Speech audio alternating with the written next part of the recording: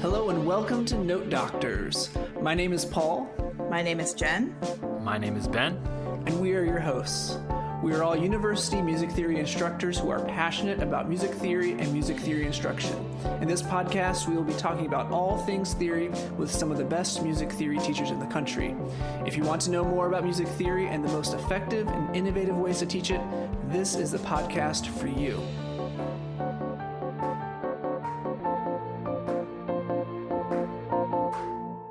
Hello and welcome back to Note Doctors, the music theory and pedagogy podcast. We are so happy to have our guests on for this episode. We don't have one guest. We don't have two guests. We've got three guests. And you might even hear my dog snoring in the background. I don't know. Can you hear my dog snoring in the background? Okay, good. All right. That'll be our fourth guest. Morocco, this greater Swiss mountain dog, snoring in the background.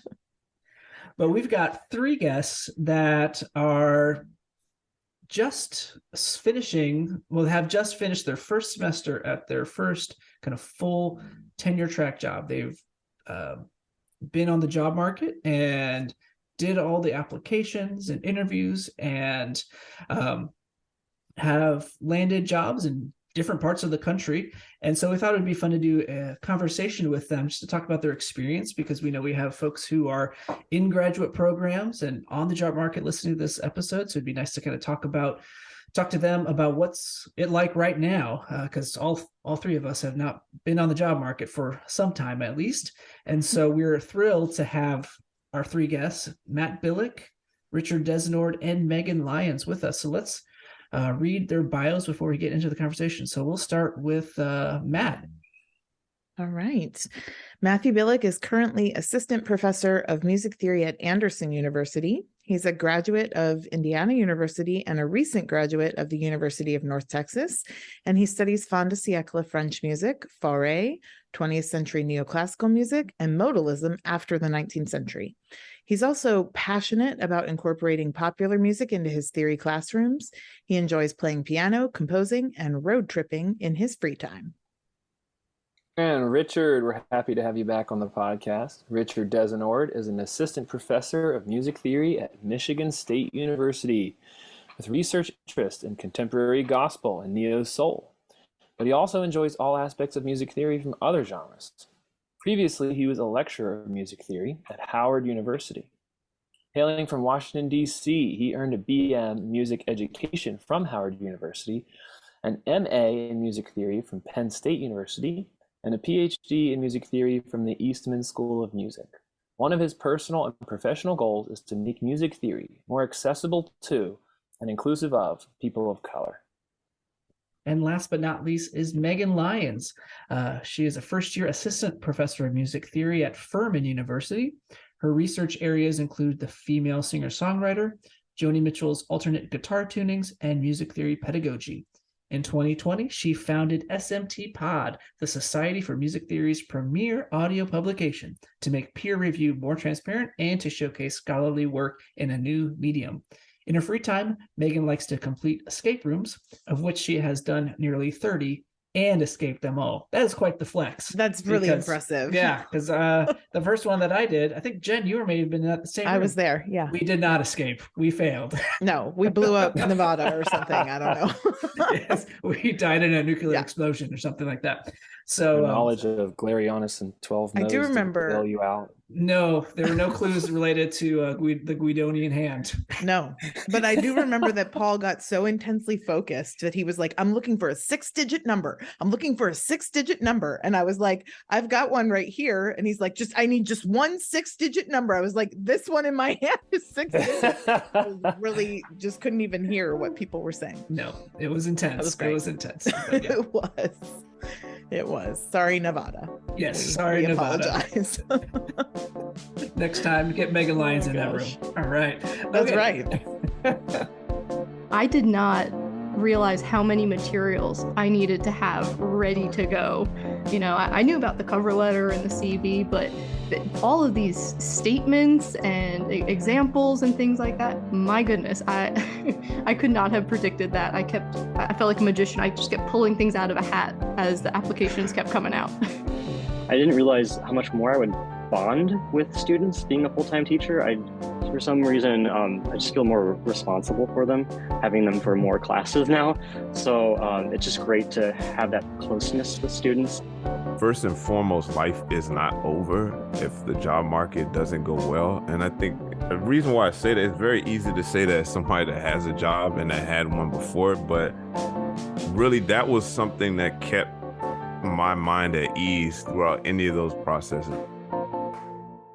Again, we are so happy to have you three on the podcast to talk a little bit about your own experience recently being in the job market and now with a full-time job and kind of chatting with you about your experiences. And so sharing with that with us and with any of our listeners who might be in a similar boat as you are, or maybe will be in the coming years. And so before we though get into that, we always like to ask a little bit about your background a little bit. And so maybe just a little brief couple minute intro on how you got into music theory and maybe was it because you could still possibly have snow days like when you were in elementary school. It's still a thing.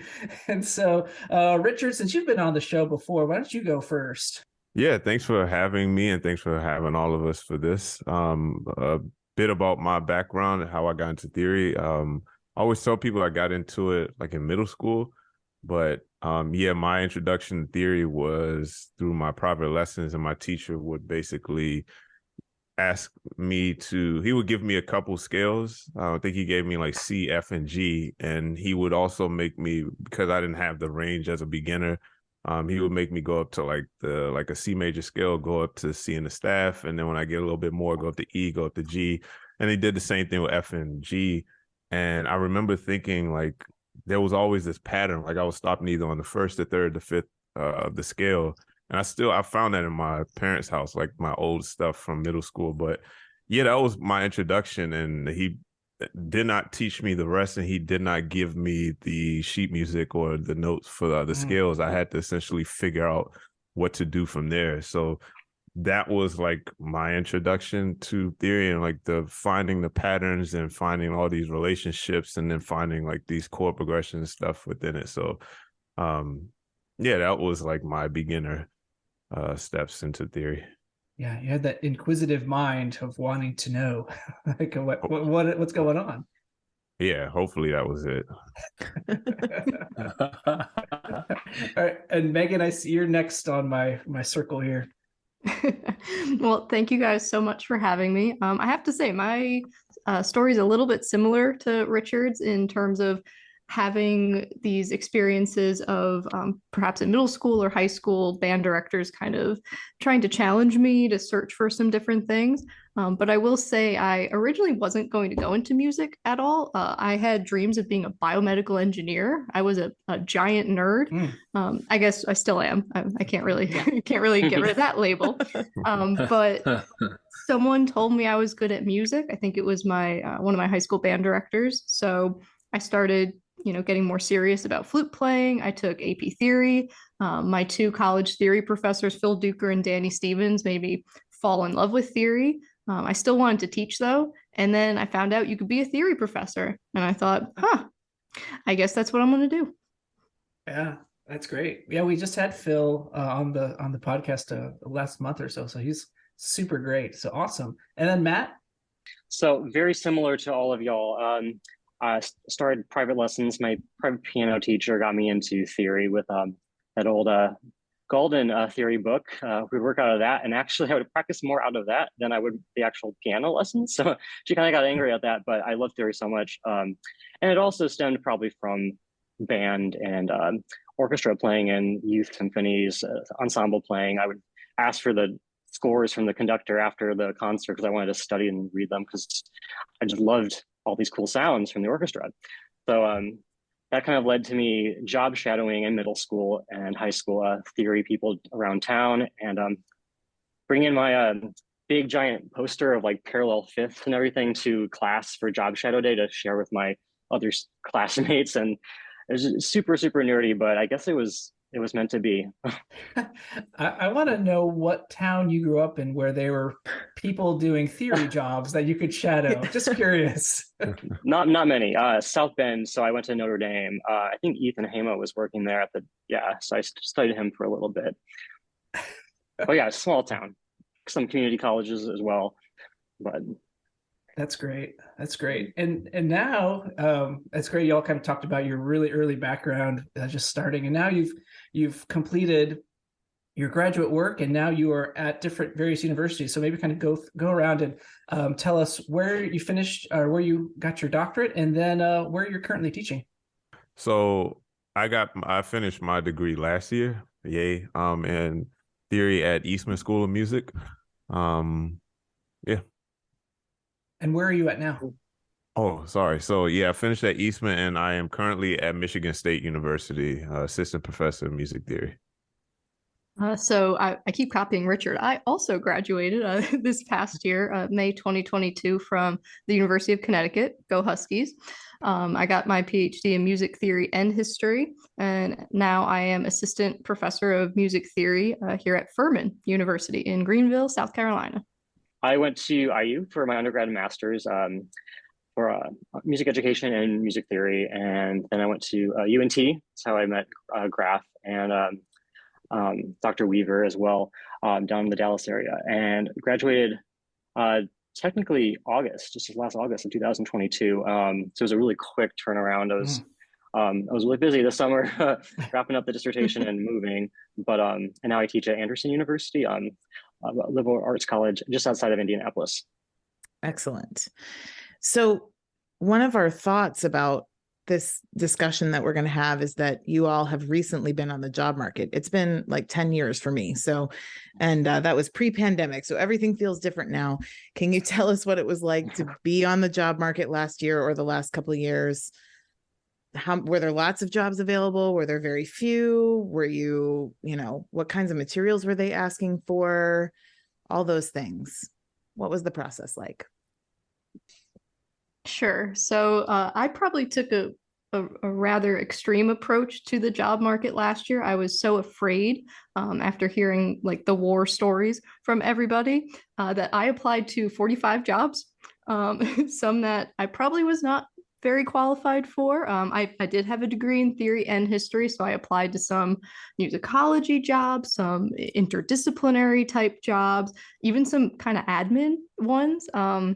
So I just kind of I threw my name out there and just prayed that something would stick. And I learned a lot on the market. I'm curious to hear what Matt and Richard say, but I did not realize how many materials I needed to have ready to go.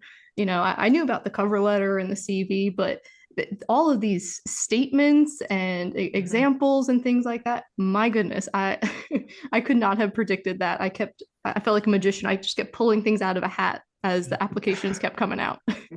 I was going to say 45 jobs. That's like basically another job that you had was applying for all of those jobs. That's so much. No doubt. That's crazy. I would definitely brag about my Google Excel sheet that I had. It had every column. I swear I could write an article on the statistics of last job market season because I know what everybody wanted, when they wanted it, when people found out on the dreaded jobs wiki. It's crazy. Yeah. Guys, does one of you want to take it? Sure, I'll go. Really quick. Very similar experience. It was a quick turnaround, and I was gearing up for the next year right after I got my degree, and so I was looking again. The job wiki was really an invaluable resource for that. Also the SMT website, and there's also I think I had Indeed and LinkedIn just kind of like floating out there. Found out some jobs are definitely only on certain sites, so it helps to have all four or like even more on your tab favorites. Same thing with you. I was kind of surprised about all the different requirements. I knew that research statements, philosophy, and probably a diversity statement was something I was going to need. So I prepared those kind of early on.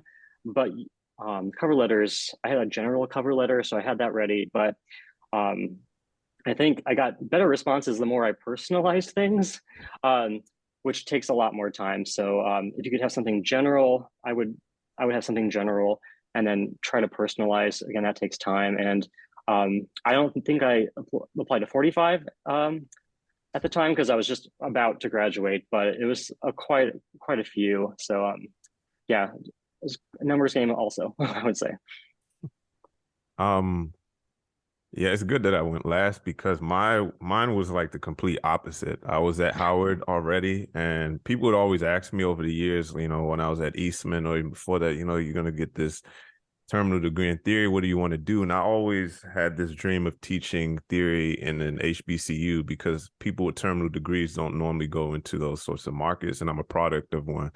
I'm a product of Howard University music ed program. So yeah, I was already in a job that I thought, okay, this would probably be a job for life sort of thing. And I started to see maybe I might have to look elsewhere, some of the things that were going on without getting to specifics. But yeah, I didn't even know about the job wiki. I didn't know that was a thing. I wasn't really looking. And I think someone recommended me for the Michigan position. And then I kind of like pushed it to the side. And then I thought, okay, maybe I'll just put in an application.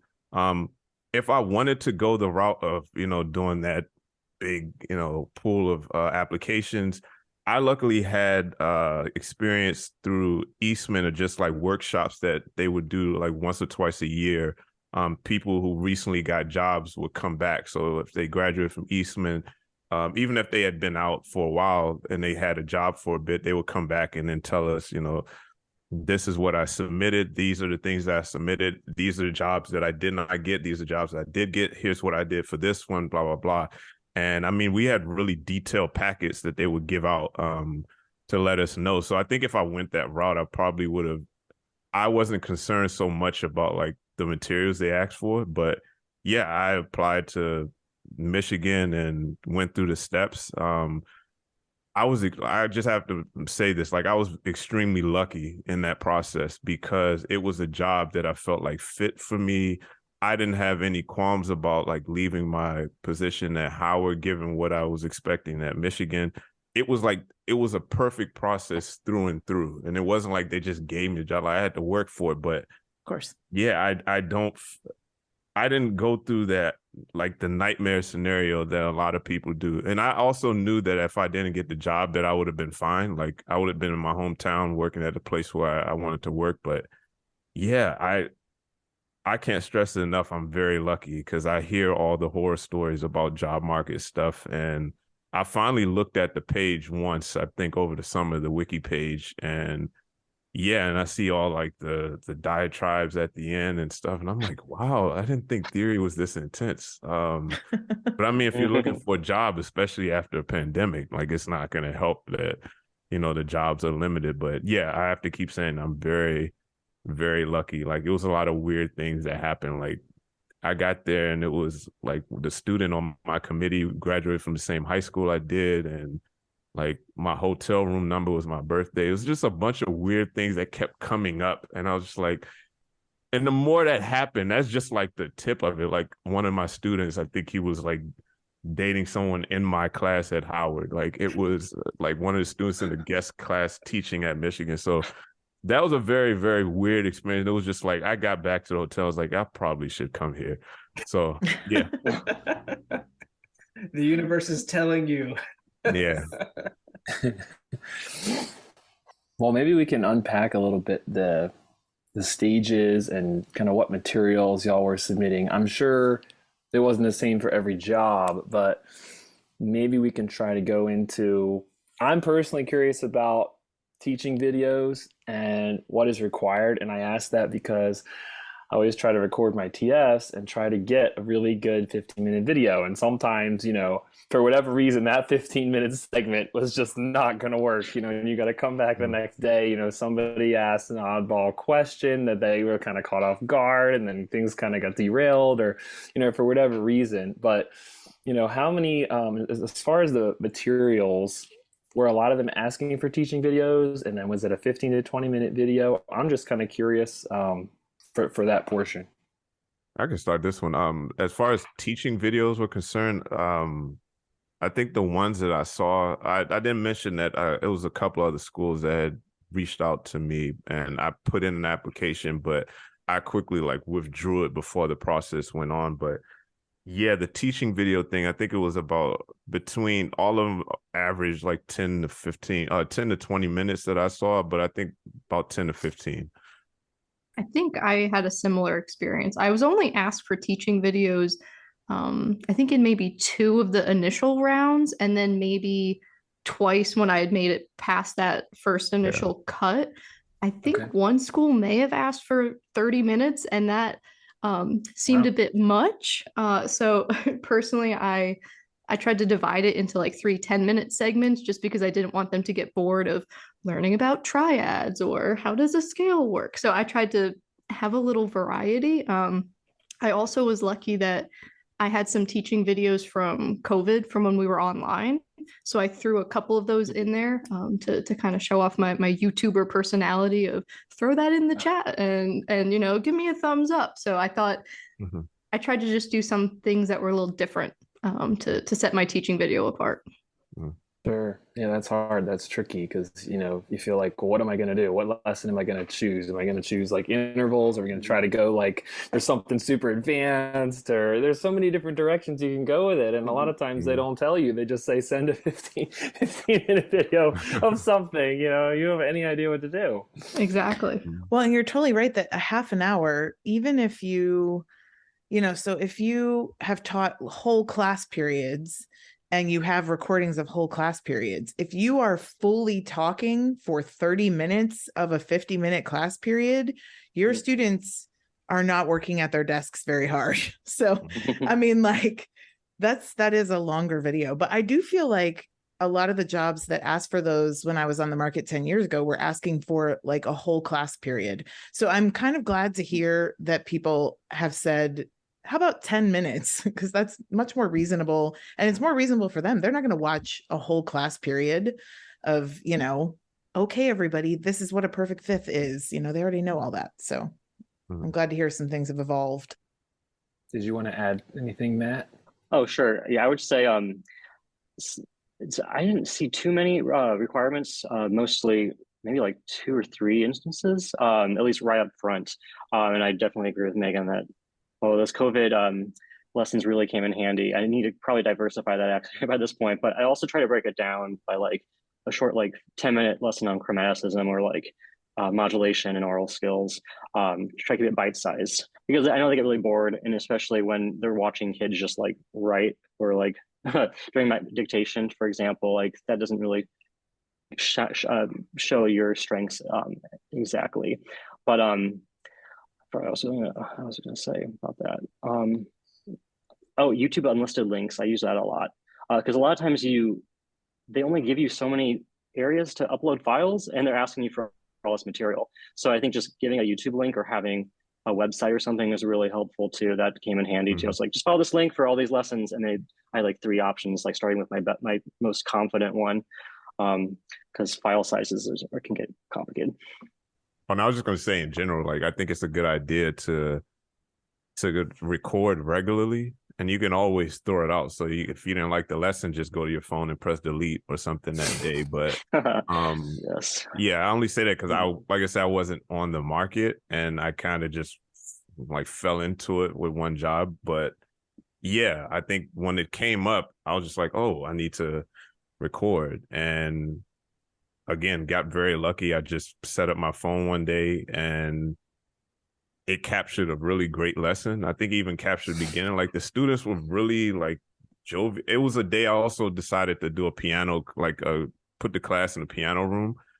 And I did not expect it to go well. I just said, okay, I'm just going to start doing this every day. And then take one. It was like, oh, great. Because the next class, it did not go well at all. And it wasn't like it bombed, but it was just like, yeah, just I just tell people if you have the chance to do it, just buy an old iPod Touch or something and just record every day. Just set it up, charge it, record every day.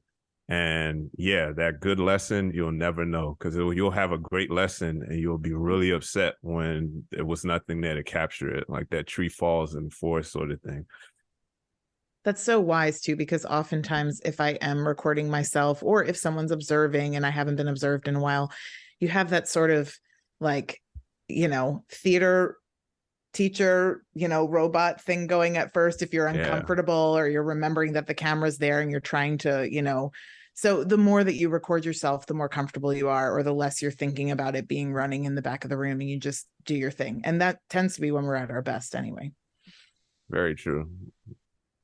So let's move on to the actual interview process. So I'm assuming you all were on campus. So you all probably had some different steps, maybe phone or Zoom interview kind of session, but then you all made it to campus. And did you have, like Richard, have these universe experiences where, the I love the room number was your birthday. I like that so much. Like there was this they're like these serendipitous moments, because it is about fit. I mean, it's about fit for you all, and it's fit for the university as well. And so how did the kind of the on-campus kind of experience go? We can start with you, Matt. So just to clarify, it's the being invited in person. Yeah. It was stressful at first because my flight was canceled at like 6 a.m. So I had I was on the phone with the dean, like I'm trying really hard. Luckily I got in that day, so I was still able to make the dinner with some of the faculty and their spouses, which was great. And that was a great way to click. Next day was a full day of, I taught two classes, one oral skills, one theory, both second level. So applied chords and then chromaticism, which was kind of nice, related. And then a couple interviews with the provost, the dean, and speaking with some of the faculty members, like my colleague, Chris Holmes, who's the musicologist there. It was really, really great. It felt very, very warm. And I never realized how important it is to visit in person. I mean, I see why they do this. It sounds kind of obvious, but I was like, this job, just, give me this job. But going there, like, you learn so many things, and you're able to ask so many other questions that just pop up, like facilities. You see the facilities and you see your office, and you get to meet some of the kids too. And then it's about that fit, like you said, like, right away, like you have a kind of a gut feeling too, if this is good or if it's, something you want to like think about a little bit more. But in general, mine was very positive. So I had 4 on-campus interviews. I won't obviously name any names other than Furman, but I had a very similar situation to Richard in terms of there being kind of signs. So Furman was my 3rd on-campus interview, and 3 is my lucky number. Their address is 3300, I think it's Poinsett Highway. There was a random slip of paper in my room that said 13. I have no idea where it came from. It didn't come from my bag. There were just signs everywhere. Our school colors are purple, and I'm obsessed with the color purple. It was a whole thing. But I have to say, I was kind of surprised by the whole on-campus process. Being a grad student and kind of being in like a more subservient position for all these years, I felt like I was almost royalty. Like they were paying for everything and being taken to fancy dinners and people driving you around, bringing you snacks and stuff. It was actually a very lovely experience. I can't say where else I went, but I enjoyed all of my on-campus interviews, and I felt very lucky at all of them. And I felt, even though obviously Furman stole my heart, I still saw myself potentially working at all those places. So it's actually a pretty nice experience, but very, very tiring. I've never been more tired in my life. Yeah, you pretty much go nonstop. Like once you get picked up from the hotel, it's just like you're on for 12 hours or whatever. Or you're just hoping that dinner at the end doesn't go super late. And yes, I can't recommend enough packing light, because something nobody warned me about was usually your last day, you check out of the hotel and drag your bag around the music building with you. To your last few interviews, I had some great search chair committees who put my stuff in their car. But yes, pack light, because you will be lugging that around a lot in the 2.5 days you're gone. Very true. I think I traditionally try to pack light, but yeah, I didn't. It was like that day I had to take my stuff with me, but mine went. I would say the same thing. I already mentioned some of it, but yeah, it was just like a bunch of things I felt like were pointing in the right direction. When it came to like the minute I got there, and it's like nothing went wrong. Even on my last day when I was supposed to leave, I'm, doing my last few things on the itinerary, and I'm supposed to go to the airport, and it started snowing because it's Lansing. It snows all the time. So yeah, it started snowing, and I got snowed in that day, my last day, and I had to leave out the next day. And it was like while I was teaching, I think it was a oral skills course, if I'm not mistaken.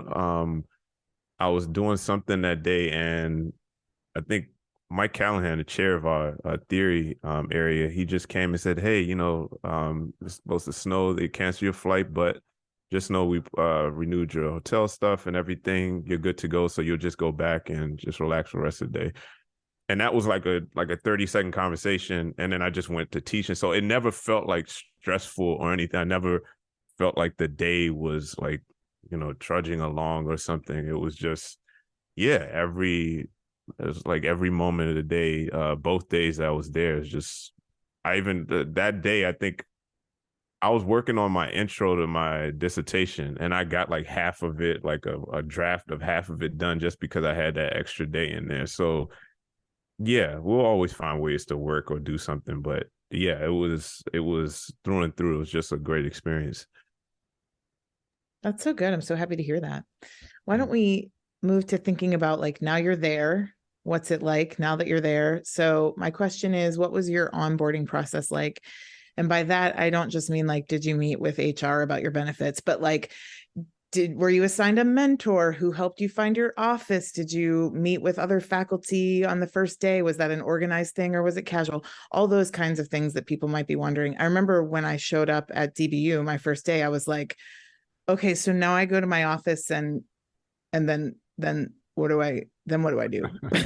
Like, I started before the semester started, and I was like, I mean, I know I make like class materials, but am I supposed to be somewhere? How do people know I'm working? I don't know. I mean, like, just those kinds of things. What was it like when you got started? Yeah, I moved to Lansing, I think June 1st. So I came a little bit early. I was kind of in the same position, Matthew. Yeah, just trying to wrap up things with my degree and just making sure that I had everything ready to go and I could start the semester in the smoothest way possible. So yeah, I moved into my apartment, got everything done. And the pedagogy conference was actually that same like first few days that I was here. So it was at Michigan State. So like I put all my stuff I got here at 9:30 in the morning, off the truck, put everything in, and then drove the truck to the school and went to the conference. And it was just like from there, like there were a lot of things that they wanted us to do as far as like onboarding and everything else like that. My process, because I got here so early, there were some things that I couldn't do because like I technically wasn't like I wasn't all the way in the system just yet. I think the official start date was maybe the middle of August. But I was able to do things like get an ID and explore the library, ride my bike around town, around campus. And then once I started getting closer to the beginning of the semester, I started getting the emails and all of that stuff. And it's one of the joys of like breaks is that you don't hear that ping of your email constantly. But yeah, that ramped up around August. But yeah, we got a really good team here at Michigan. And the reason why I say that is that part of my process, like I didn't feel like I was like chartering into the unknown at any point in time. They were very like forthcoming with information, whether it was like past syllabi or, just helping me get acclimated to the building. I got an email just like, hey, what color do you want your office to be? And I was like, wait, what? Yeah, it was just like, they were very much on top of everything. So I never had to come in and be like, hey, I need this or I need that. Everything was already there. So that was my experience. Do you have two paint color options, green or white? I mean, what's They actually allowed me to do like an accent wall. They said if you want to do two different colors, like all this stuff, and I was just like, I thought I just needed a chair and a key, but yeah, they were there, and it didn't feel like special treatment or anything else like that. I think the only people that weren't able to do that in the past were people who were hired or switched offices during the pandemic or during the shutdown. So of course, like things weren't able to get done. No one was in the building, but yeah, it was just like everything was a sort of like smooth, laid out process, paperwork wise, everything. I don't remember if having that be a disruption or something that was in the front or back of my mind. It was just like that gets done and you move on. All of our orientation stuff was online. So I asked for a fat head of Stevie Wonder, but I still haven't seen it in my office. I'm just kidding. So I feel very lucky. Our onboarding process here at Furman is like a 2-year process of orientations and training. So I had, I think it was 2.5 weeks of in-person trainings, lunches, technology initiations, things like that, leading up to the first week of classes. And that wasn't just the music department. We're a very small liberal arts college here. So this was across campus. And then every other week, just about, we have a first year lunch where they teach us about Moodle or summer research or the tenure process. And that continues for the first 2 years here. So I feel very lucky that every time I think, oh my gosh, I don't know how to do this, I look on the calendar and usually 2 weeks later, they're teaching us how to do the thing that I'm worried about. I was also really fortunate when I found out about, getting the job and they announced it. I think I had 10 or 11 of my music colleagues here immediately email me within 5 minutes, welcoming me, reaching out, saying hi. Shout out to Sue and Stacy, who immediately, when I planned a trip down to see the area, took us out to get biscuits and the real Southern experience. So I felt very welcomed, and I, of course, still feel very welcome. But I feel lucky that I was never thrown in the deep end, and I'm always able to get help and reach out for help. Okay, so far, bravo to these schools. They're doing a good job. Yeah. Seriously. I had a colleague, I won't say where they work, but I had a colleague recently tell me that their onboarding was terrible, that they didn't have like half of the software access that they needed for the entire first year they worked there. One of the pieces of software they didn't even know existed.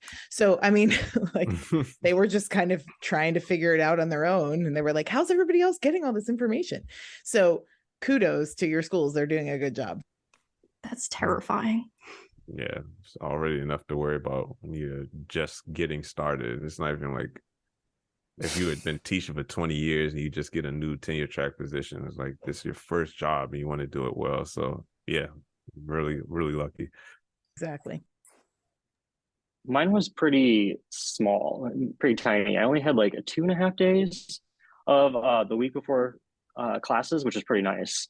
Not like 2 weeks or something. But that was for new teachers. And then I think we had 2 half days for full-time faculty. So that wasn't too bad. And along with that, there was some online stuff, like library resources and the tech people like to send over a lot of like phishing training, a lot of that type of training stuff for us. Something that was unique with mine was theory camp, which was like a week long like fundamentals or rudiments unofficial course, which I thought was great because it got the students primed for theory 1. So I was asked to help out with that. It wasn't required, which was great. So I did help out with that a little bit. It was great to meet the students. But I was very lucky, like y'all, because they were very flexible with me, knowing that I was new. And they actually they came to me and asked if I was able to take on this extra class, something that I'm not super familiar with, which is arranging and orchestration. And they were very flexible. They were like, oh, if you don't feel comfortable doing that right now, if it's too much, we can save it for next year. We can save it for later. So it really helps to know that beforehand, even if you don't, to have faculty that's at least flexible and understanding of your position.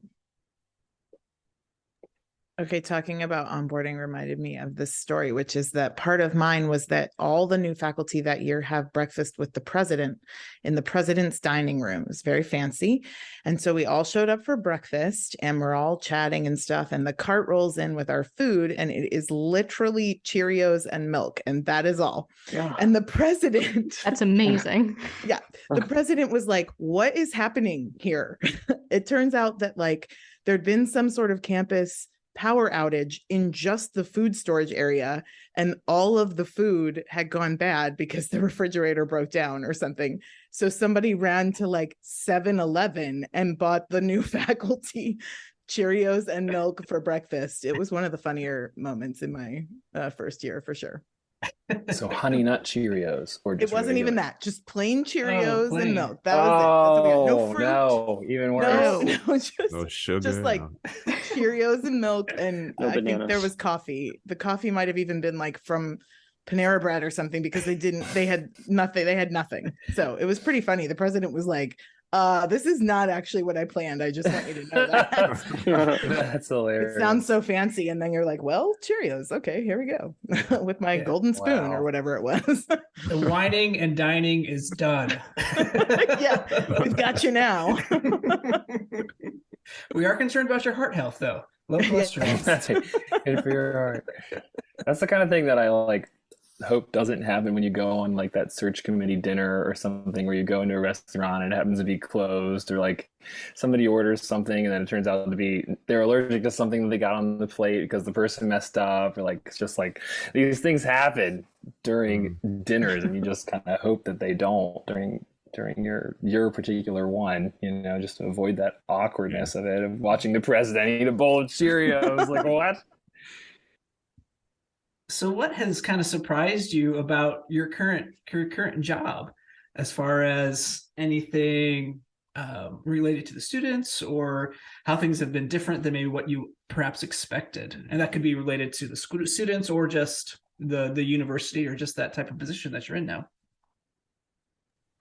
I think for me, the thing that I had heard about but wasn't really ready to experience was like the freedom and the independence of, you're teaching this class, have fun.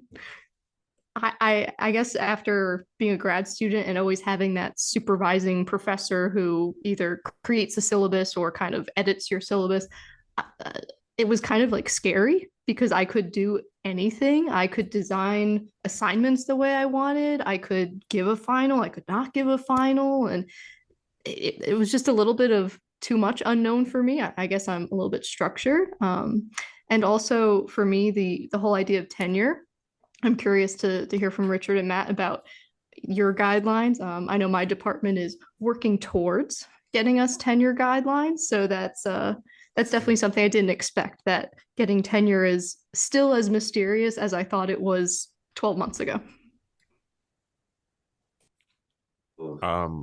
Part of my process of like being onboarded and everything, or really after the onboarding process, but every new faculty member, I'm not sure if it's outside the School of Music or College of Music, but every new faculty member is assigned a faculty mentor. And I had already heard a lot about it from Mike Callahan, from my talks with him, either virtually or like when I showed up to Lansing to look for an apartment in May. Like I had lunch with him and his family, so he would tell me about this process, and also other things. Not we talk business all the time, but yeah, they have like the guidelines up. I think as far as the only thing that's kind of unknown, and I don't want to say it's unknown, I think it's something you can't really put a number on it, because like, let's say they say you have to have 3 publications or something like that, or 5 publications. Even if they're like reviewed, or they're in like actual like an Oxford Press book or something, edited collection or something like that, that could change. But yeah, I would say that's probably the only thing that isn't like set in stone, like the exact thing, the exact number or something like that, because some things might have a little bit more significance. Like if I get a book published by Cambridge Press, like that'll probably take more precedence over me having a couple of blurbs somewhere else or a couple of articles. So, but yeah, they have the the APT stuff up online. You can see a lot of that stuff up there. You can review it whenever you need to. The review process, I think it's like the first 3 years, and then after that, the next 3 until you get tenure. Even that process about like what you should expect when you get your like in-class observation, the reflection letter you're supposed to write, like when you're supposed to submit that. All of that stuff is like detailed and in there. So yeah, it's one of those, I cannot complain about anything. Like if something goes wrong, just I'm saying it here, it's probably me. Well, I think one thing to that was comforting to me was that on one of our onboarding meetings, the chancellor came in and she was like, "We want you to have get tenure. Like, we hired you because we want you to stick around. So it's not like this thing that we're going to hold you against this thing that we hope you don't make it, right? We hired you because we think you have the ability to get tenure." And so it's not something that like, oh man, I hope you don't make it. No, they hired you because they think you can. And but yeah, it is kind of scary. But I think as Richard mentioned, we had a 3-year kind of check-in, and so that's really helpful with like probably your peer review committee, because they can be really helpful in kind of looking at what you've done and saying, hey, this is great, keep doing that, or hey, this is a little weak, and then take that advice and then because they want you to be successful, they want you to get tenure. But it does feel like another flaming hoop, to go through. Like you had the qualification exams, the dissertation. Tenure is just another big hoop, but they want you to succeed. I will say something that surprised me, going back to that point. I didn't realize how much more I would bond with students being a full-time teacher. For some reason, I just feel more responsible for them, having them for more classes now. So it's just great to have that closeness with students on this other level, seeing them more often. And again, like Megan said, just being in charge of your materials more. It feels like your baby, sort of. So with that being said, though, I've also learned that lesson planning your first year is real. It's a time eater, and I'm learning to be more efficient with that, which is great. And also keep publishing and do my own research too, which really helps. Those days are awesome, as I'm sure you can attest to. As far as tenure goes, mine is a little more interesting because it's a smaller school. It's more teaching based, and they made that very clear, which is kind of great. It's not a publish or perish school. So evaluations become very important. They made that very clear. And I think that might be because it's a smaller school, and so they take retention very seriously there. So that's kind of what I'm getting from my tenure right now. So my school has the titles of tenure. So I started as an assistant, and I eventually was promoted to associate. And then last year, I think it was, I was promoted to full. But we don't have tenure. We get renewed every year. We get a contract every spring. It should be coming April 1st. If it's not coming, they have to tell me by March 1st, but that's never happened before. So hopefully we're good.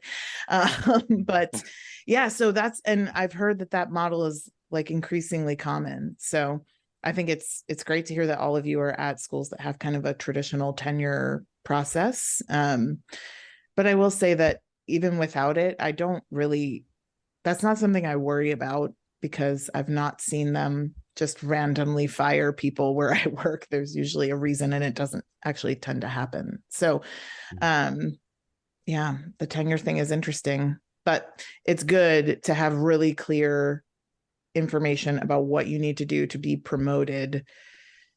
I'm also at a teaching university, Matt, and so the requirements to be promoted were really different. Like if I did research, they were like, great, that's nice, but what are you like in class? And do your colleagues like you? And, are you enriching the university with service? And all of those things actually ended up mattering kind of more than the things I was doing outside the classroom.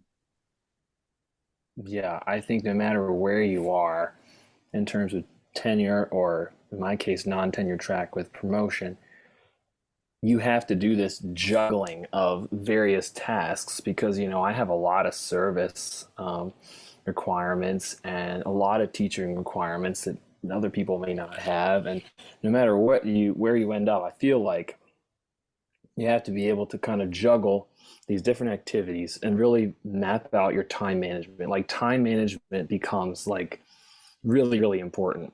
And one of the things that I found myself doing is kind of looking back on the things that I did in my degrees and saying like, well, what am I using? Like, what is it that's getting me through this and allowing me to do this particular activity in 10 minutes instead of 20 minutes?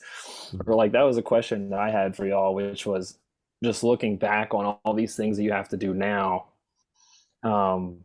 What are the things that you kind of said, man, I'm really glad I did that, with one of my mentors in grad school, or I'm really glad I did this particular activity, versus like maybe something you're like, I love the Guidonian hand, but it's not necessarily going to get me tenure to know the Guidonian hand. You know what I mean? Yeah, one of the things that I'm glad that I did prior to like even being at Howard, like throughout grad school, I would really work on my technology and skills and graphic design skills. That's something that was always like a latent sort of like distant passion of mine was art, and being able to incorporate that more into the classroom really helps now, because it's amazing when people don't know how to use technology like that, and it's something like you do intuitively. You look like a magician.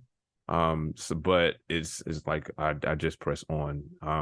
But it's one of those things where I'm learning over time that how valuable that sort of thing. So how that sort of thing can be. So I look at things like typesetting. I got to the point where I can typeset something and make it, look like it came from the store. But it took like a lot of skills being able to not just make an example, but like if somebody needed, a friend of mine, she was doing a lot of Schenker stuff, for instance, and I learned how to make Schenker graphs in just Sibelius without even using Illustrator. And then I talked to Seth Monahan while he was at Eastman, and he did like a Pedagogy 2 class. I didn't take it, but he did some stuff with like Adobe Illustrator and all this other stuff, and learning how to use different file types. And yeah, just different types of programs. So now I can go back and recall a lot of that stuff.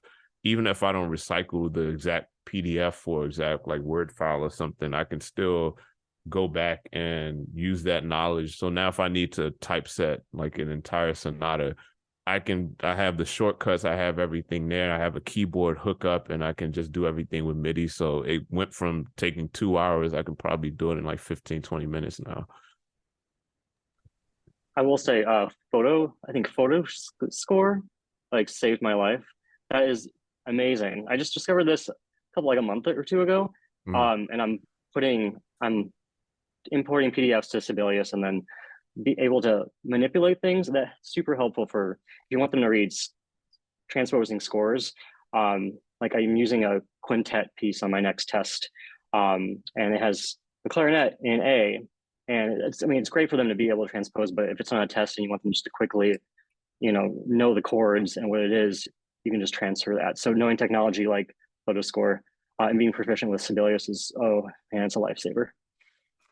I completely agree with Richard and Matt about like kind of finding something unique about yourself to set yourself apart, in terms of being able to use technology or a research area or something.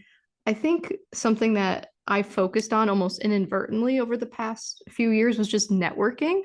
I always didn't believe people when they said, "Oh, it's not what you know, it's who you know," but like it kind of is. I have to say, even just going to SMT and going up to some of my theory heroes at the bar at night after the late sessions and just introducing myself, I saw my network growing, and people who I didn't even think knew me would send me an email or say hi at events and things like that. And I think not that that would ever have gotten me a job, but I do think it helped me grow my network. It helped me reach out to people. It helped me also see myself as a colleague and less of a student before I even became a colleague with these people. Oh yeah, I was trying to explain that to a student yesterday that was talking about, well, should I go to a conference? Should I not go to a conference? And I said, well, like you said very well, it's not going to get you a job. But if you think about walking into an interview of a panel of people, you have no idea who they are.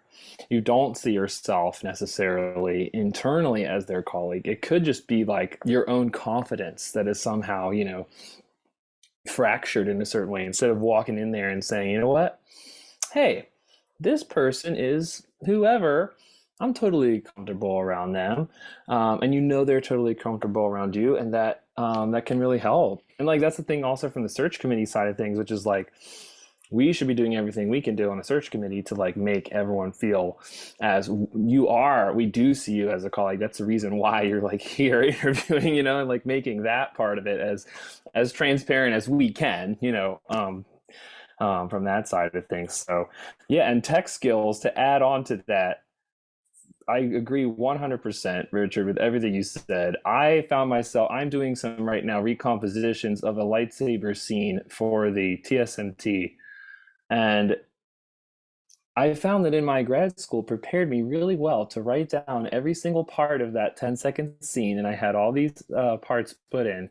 And then when I went to put that in Logic Pro X, it took me about 2 hours to do what I did in about 10 seconds on regular music paper with a pencil.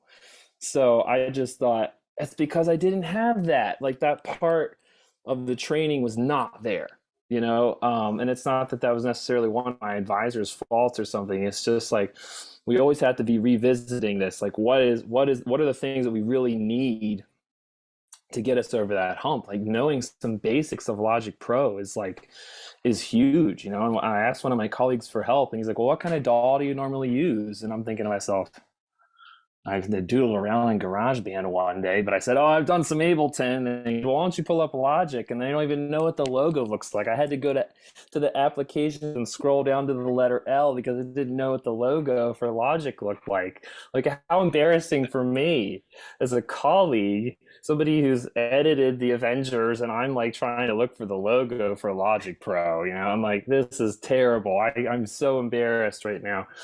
So that part is, it's missing. It really is. Like even something as basic as photo score, I wrote that down because I really haven't had any experience with that either. So there's my confession of the day. But it's so important. It is. It makes life so much easier in a certain way, more efficient. Time is money, and time is everything. You got to get these things done, and to have a dictation where it's like you're actually listening to a trumpet player, and gosh, it's so easy to do that if you know some basics for Logic Pro. So yeah, it can really be a game changer to know some tech skills. So true. Photo score, by the way, is Sibelius's music scan technology where you can take a PDF and upload it into photo score and it will automatically notate it for you. Now, you are going to have to fix some stuff, especially if the quality of the PDF is not amazing. It sometimes is confused by things like triplets, or I don't know. There's stuff you sometimes have to fix, but man, is it so much faster than typing it all in yourself. I was going to say too, that one of the things I love is that you all said something that you kind of taught yourself, rather than focusing on like grad school didn't give me this or grad school didn't prepare me for this. You were like, well, this is something I did intentionally in graduate school to prepare myself for the job. And both of those things are important. We should be doing better in graduate degrees about helping people prepare for the actual job market. Even things like, why does no master's or PhD in music theory contain any aural skills? Something I've thought about a bunch of times. Like, then your first job, you're teaching aural skills all day and you're like, wow, haven't done this in a while. So, things like that. But at the same time, you taking the initiative to say, I don't have this skill is just as important. And it's still, I can attest that it's still going to be important 10 years from now. Like Ben just said, when you're like, man, I gotta do this and I don't know how, and I'm going to have to figure it out. So the fact that you all have that initiative already is great. It's a really good thing. Yeah, I definitely agree. It's a lot of stuff we're kind of taught to like almost excise from your mind throughout that program because you're like bombarded with a lot of stuff. Yeah, you're talking about 2-3 years of coursework and then the comprehensive exams and all this other stuff in the dissertation. And it's very easy to get bogged down into those things. And what you'll quickly realize is that within the classroom, a lot of that stuff, I don't want to say it won't apply, but it's just, yeah, it's a lot of things that you'll have to just kind of come up with on your own. And there's nothing wrong with that, because one thing I tell every student, no matter how great a program is, you'll never get everything you need from that program. And you shouldn't, because I mean, it's music. So over time, you'll learn a lot about different things. You might take a course, an elective in, like, I don't know, Shakespearean, like sonnets or something like that. Whatever it is, it's like you'll pick up something outside of your program, outside of the so-called requirements that you're supposed to have to graduate. And yeah, like, seek those opportunities out. Go to like even if it's not on your schedule or something, like go to a jazz band rehearsal. I tell my classical piano majors that now, because I taught a class on lead sheet notation and, you know, R&B and all this other stuff, and they can play their butts off when it comes to Debussy. But yeah, when it comes to things that's outside their wheelhouse, they're trying to figure out how can you do that. Like, again, it's not magic. It's just one of those things where you won't get that. It's not in a piano major's degree requirements to learn how to read lead sheet notation or how to articulate it in a idiomatic way for that particular composition. But yeah, you have to seek out those opportunities. Like, I did a show with my sophomores, my first year at Eastman. Like, it was a show down at some bar, someplace, and one of them asked me to play keyboard with them.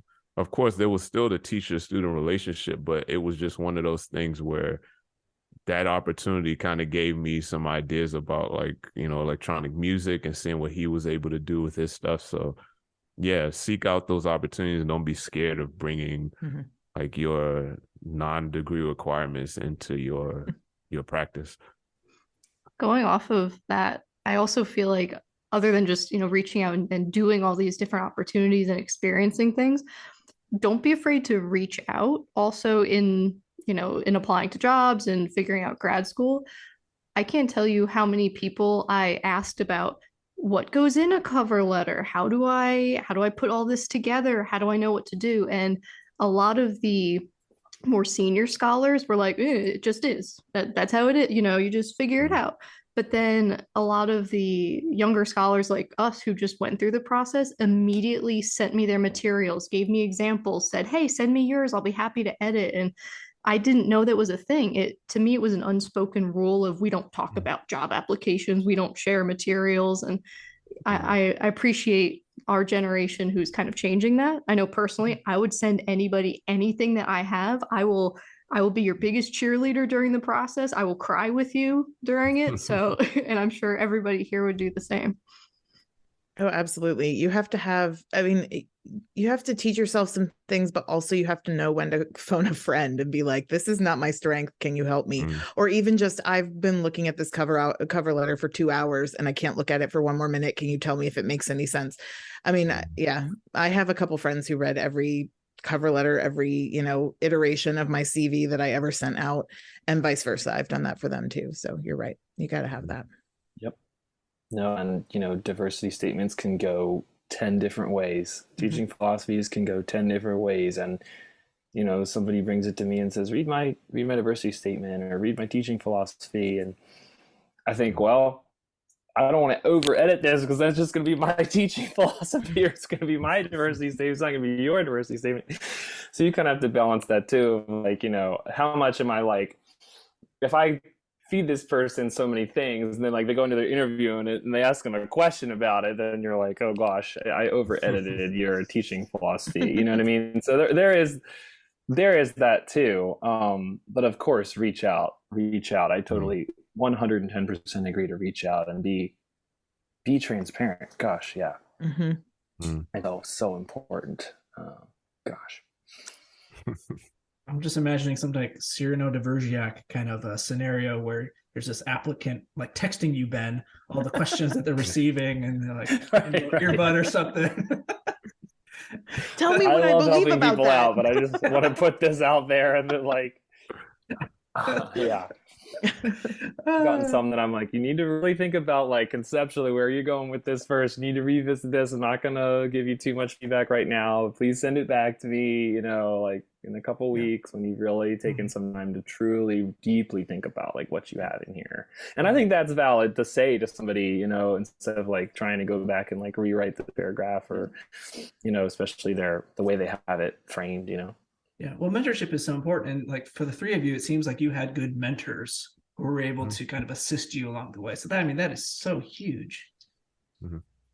So as we kind of are kind of coming to a close, we kind of got to this idea of what you'd recommend for folks who are kind of maybe are in the same boat that you were in a year ago or something like that. So they're on the job market, or maybe they're getting close to being done with their terminal degree. What's some recommendation that you'd have for someone who's finishing their degree and applying for jobs right now? I think one of the things that I would, there's a few things, but one of the biggest things that I thought about as I was finishing mine was, first and foremost, life is not over if the job market doesn't go well. And I think the reason why I say that, it's very easy to say that as somebody that has a job and that had one before, but really that was something that kept my mind at ease throughout any of those processes, like getting the job at Howard, getting the job at Michigan State. It was just being able to sit with myself and to know that, one, everything isn't guaranteed to everybody. You're talking about how many majors are coming out. I mean, it was theory, so it's not like, microbiology where a bunch of people are doing this, but still, you're talking about a terminal degree in a very niche field. And there's still being like a scarcity of jobs, right? So one of the things, again, just to keep that in mind, like to keep practicing your craft, keep doing what you're doing. I would say advice to people while they're in theory programs, even before they get on the job market, is to kind of hone your skills in other areas. Because you might decide not that theory job isn't for you, but you might find yourself within a specialty that requires that you have some other skills in another area. Is that idea that, I think a lot of us go into programs and the first thing the only thing you can think about is like, you got your bachelor's, and most people will go straight into graduate school. So you don't really get a sense of what it's like to have a life outside of school. And that's why it can feel particularly like daunting as far as like getting out, being on the job market, everything, because your life has been pointing towards this one thing. So when it doesn't go well, it feels way worse than it would, or than it should. But again, I know it's easier said than done, but that would be my take on like one of my takes on just like preparing yourself for being able to do that, that confidence that you have when you realize, it's not like a kamikaze or something, when you realize you don't have something to lose. And when you go out in the job market or something like that, being able to just feel that way, even if okay, I can't pay rent or something after this, if I don't get this job. But really, if you go into it with a sense of confidence, knowing that you did your job, you got your degree, you're doing what you're supposed to do, it makes it way easier to go into a space and not feel as nervous as you would, because life isn't over at the end. Yeah, we are not our jobs. We're not our degrees. No, you're not. Yeah, it's so important to remember.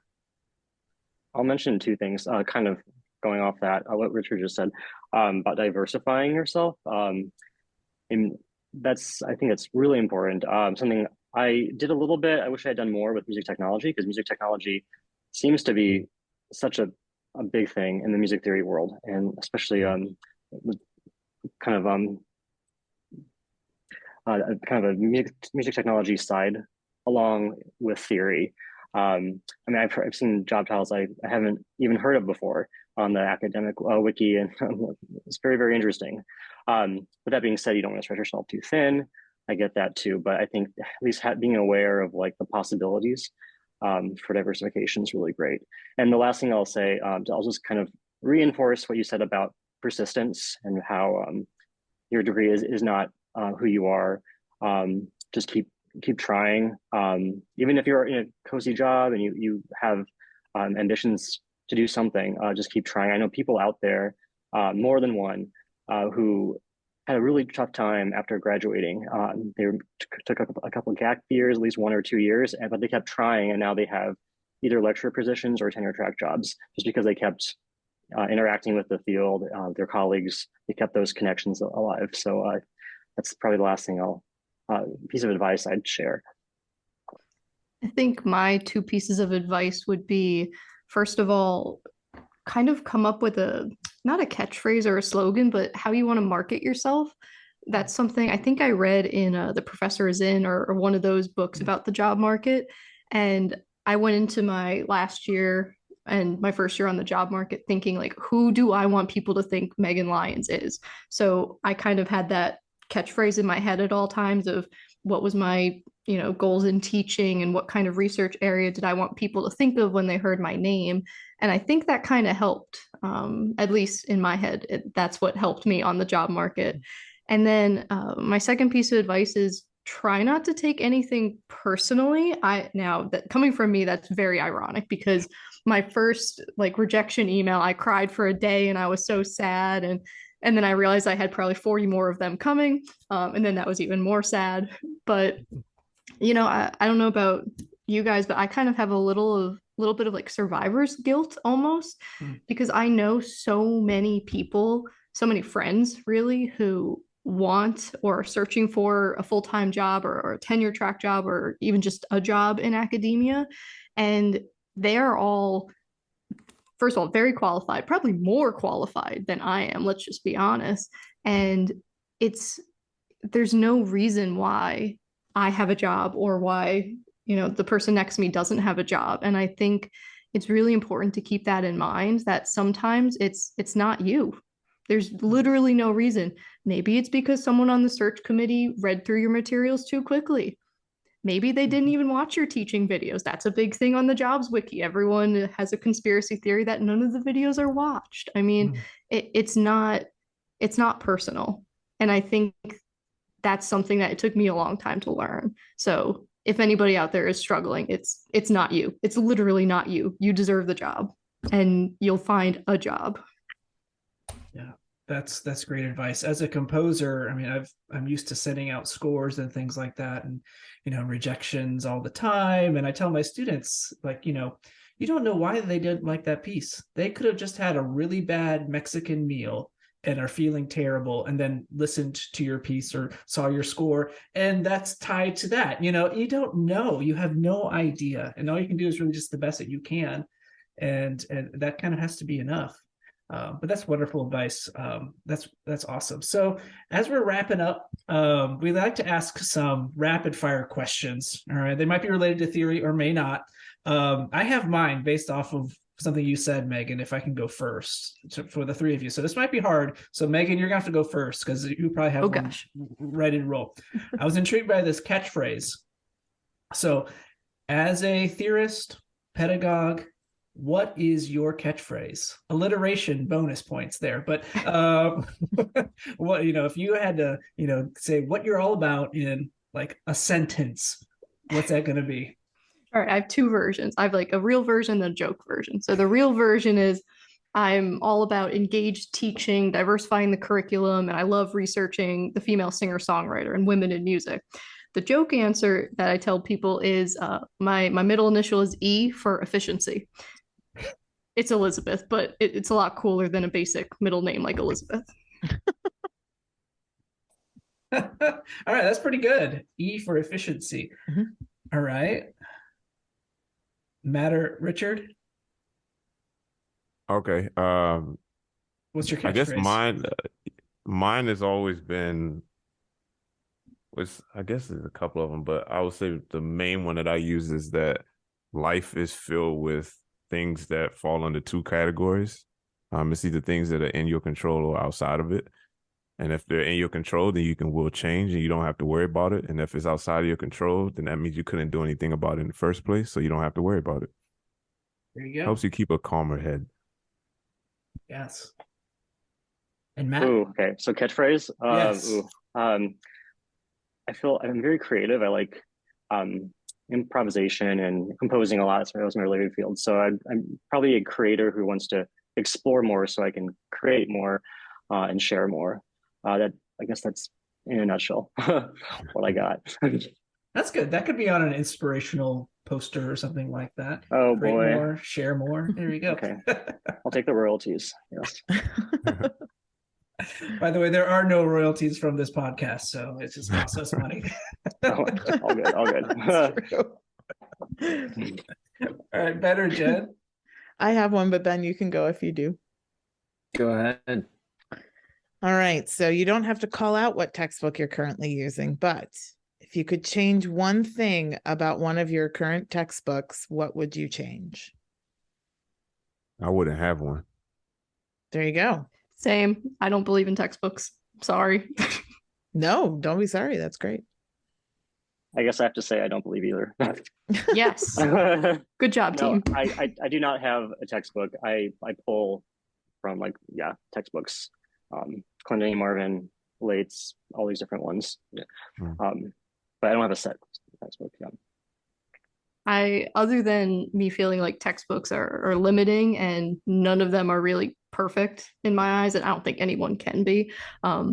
I know how much students are paying to go to college, especially my students here at Furman. Shout out to Music 112.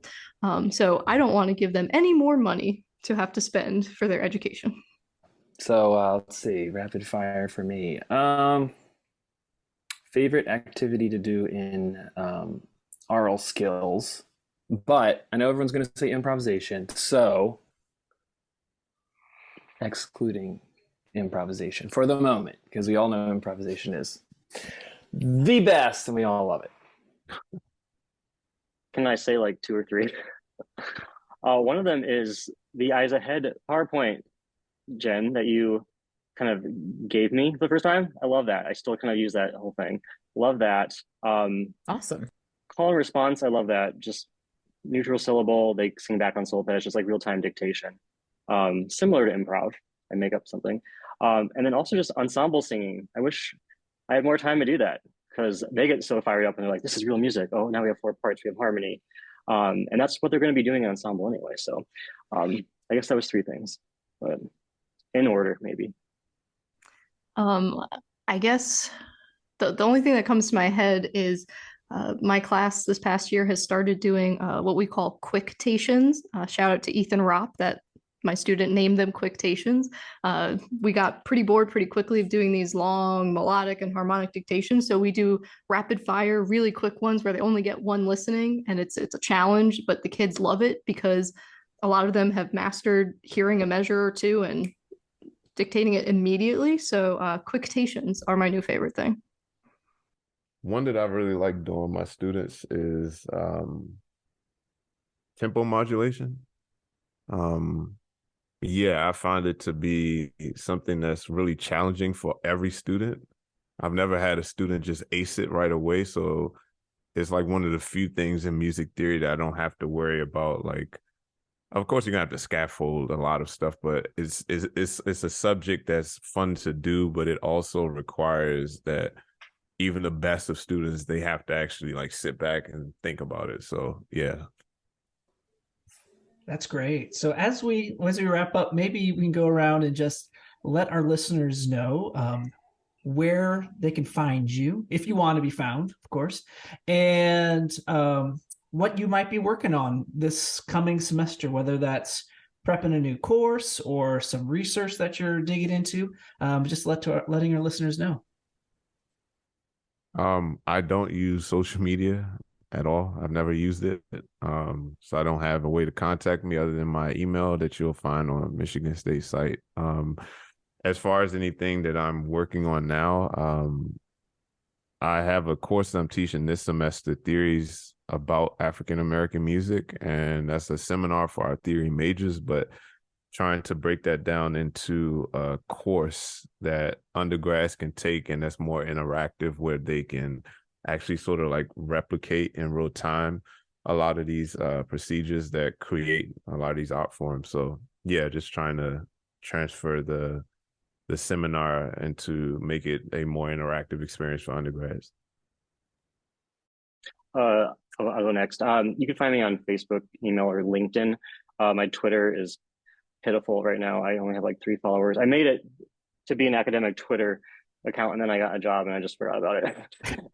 But my interest right now, I'm still continuing the early 20th century music thing. I'm presenting on Not Far Away anymore, finally, 3 papers later.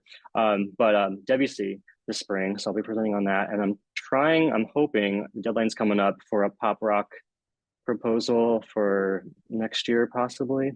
But we'll see how that goes. I am on social media. I'm not good at it by any means. You can follow me on Twitter at _Meg Lyons _. And I guess coming up in research land, I'm continuing my Joni Mitchell work with my co-author, Peter Kaminsky. We have a couple articles we're hopefully submitting, and I'm branching out into a little bit of new research. I just got a proposal accepted at the Rocky Mountain Regional Conference about Lizzo and the personification of her flute, which is named Sasha and has its own Instagram. So I'm very excited to dive back into the flute world, I guess, being a flute player. You just made it to the end of another episode of Note Doctors, the music theory and pedagogy podcast. Don't forget to like, subscribe, and review the podcast, and you can always reach us at notedoctorspodcast@gmail.com with comments, questions, or show ideas. Thanks for listening.